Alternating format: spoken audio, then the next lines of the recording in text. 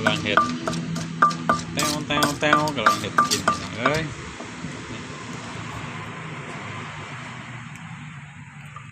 แสบก็แสบ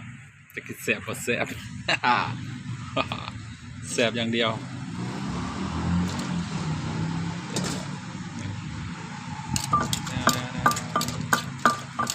ขั้นตอนการเห็ดโอ้ย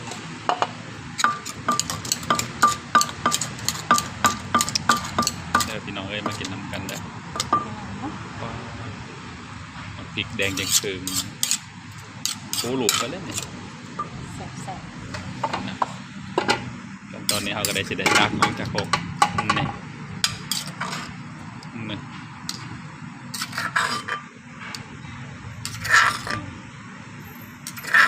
เรียบร้อยกระสิประมาณนี้พี่น้องเลยกระโบนไปเนี่ยบายบายแค่นี้เด้อ